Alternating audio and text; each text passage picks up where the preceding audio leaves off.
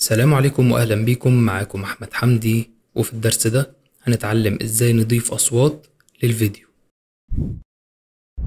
طيب، عايزين نضيف صوت للفيديو، سواء بقى صوت فويس اوفر، مؤثرات صوتية، موسيقى، اي صوت نقدر نضيفه عن طريق ان احنا ممكن ندوس على اضافة صوت هنا، بيفتح لنا الخيارات دي، او بنشوف في الخيارات اللي تحت بنروح على الصوت اللي هنا وعليها العلامة دي، بندوس عليها بيبدأ يظهر لنا خيارات بالمنظر ده.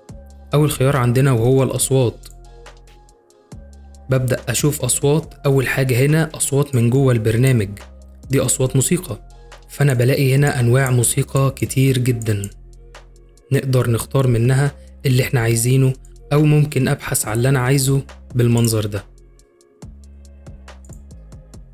طيب، يعني مثلا نبحث عن موسيقى حزينة، تعالوا كده نشوف، نروح على جوجل ترجمة ونكتب له موسيقى حزينة أو موسيقى خلفية حزينة، أي حاجة دلوقتي.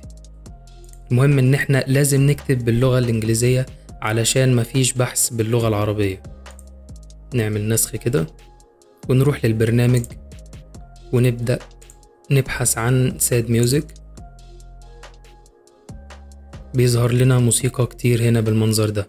عشان نضيف واحدة بندوس على علامة السهم دي،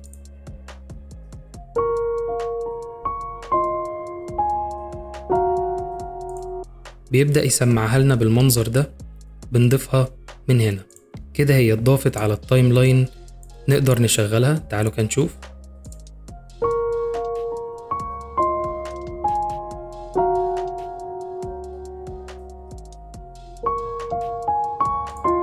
وهكذا أقدر أضيف أنواع الموسيقى اللي أنا عايزها.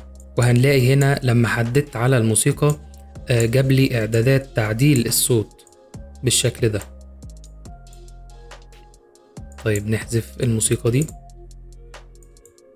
نروح كده تاني. دي كده كانت الموسيقى اللي في البرنامج. طيب، اللي جنبها على طول الموسيقى اللي في الجهاز، بروح هنا على الجهاز وببدأ أختار من عندي أنا في الجهاز، بتبقى على الموبايل عندي أنا بالشكل ده. طيب، لو ضفنا مثلا أول واحدة، تعالوا نشوف.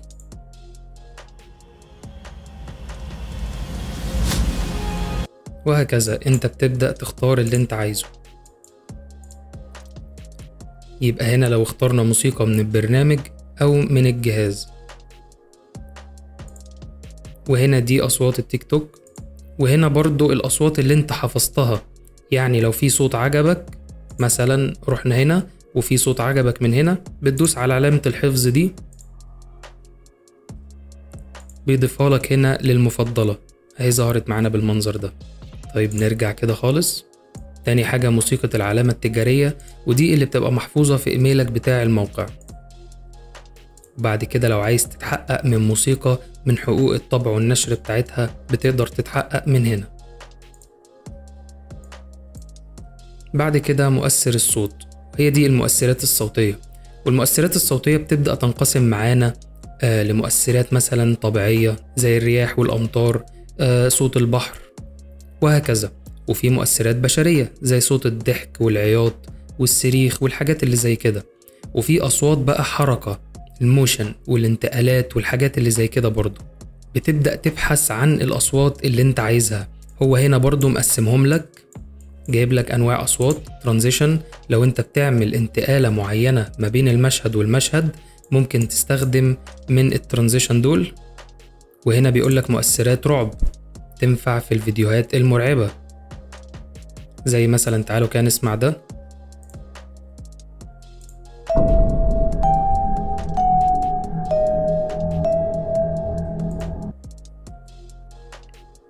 وهكذا انت بتبدأ تختار المؤثر على حسب ما انت عايز. تعالوا نرجع كده، نروح تاني لمؤثر الصوت.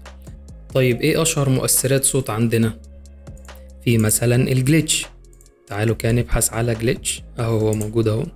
لو عايز تسمع حاجة لازم تكون محملها الأول عن طريق السهم، وبيبقى ظاهر لك هنا، بتدوس هنا بتسمعها قبل ما تحطها على التايم لاين بالمنظر ده.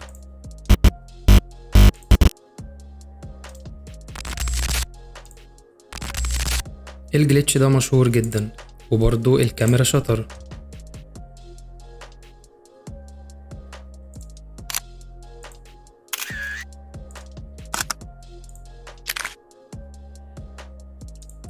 وبرضو في مؤثر حركة اسمه ووش.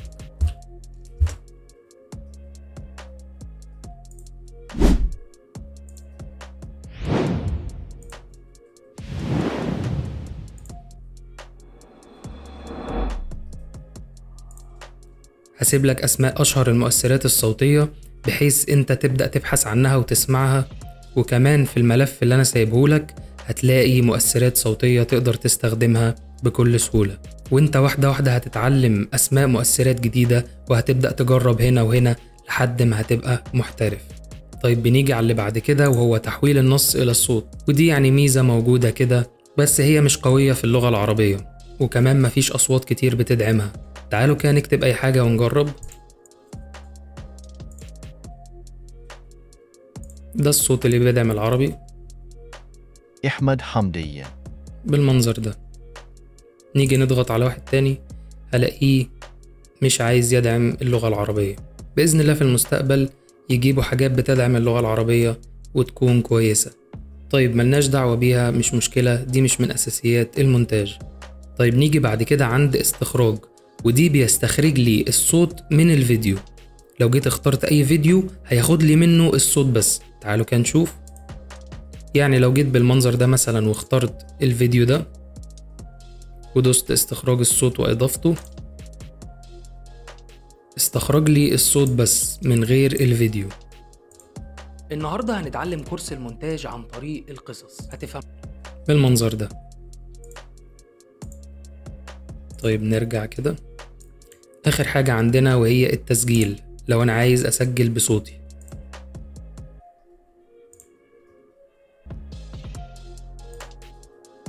بيعد لي 3 وأبدأ أسجل اللي أنا عايزه. السلام عليكم وأهلا بكم. بعد ما بخلص بدوس علشان يوقف لي التسجيل، وجايب لي هنا إن أنا أحسن الصوت أو أضيف مؤثرات. تعالوا كده نشوف الصوت. السلام عليكم وأهلا بكم. ده الصوت اللي أنا لسه مسجله من الموبايل.